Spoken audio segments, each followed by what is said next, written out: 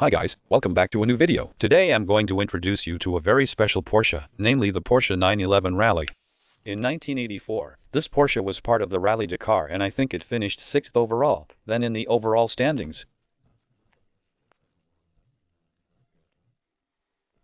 which is not so bad. And here we now have the corresponding vehicle from Hot Wheels, unfortunately not with the original printing. The original had a Rothmans, or is also known as Porsche Rothmans.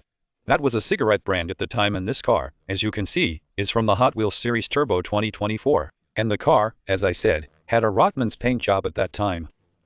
It was a cigarette brand at that time. And instead of Rothmans, you can see quite nicely here, we also have a lettering taken with the letterer in front and also with Rough Roads 953. Which stands for the Porsche designation.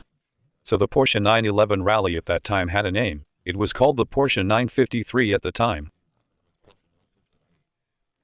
as Porsche 953 denoted, but that was a 911 that had taken part in the Dakar Rally, so to speak. And then the designation of the 911 Rally car was 953 at the time.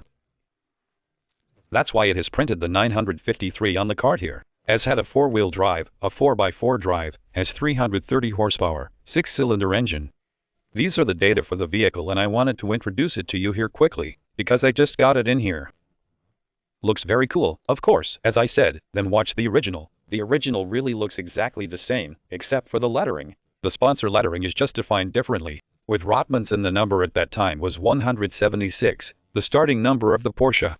The rims are also relatively good compared to the original, I think, because the original rims were also white. I think Hot Wheels has done that very well. As I said, it's a shame that there is no real lettering on it, probably because it's a cigarette brand. Of course, it won't fit, because Hot Wheels is also how do you say, intended for children, let's say, as a children's toy.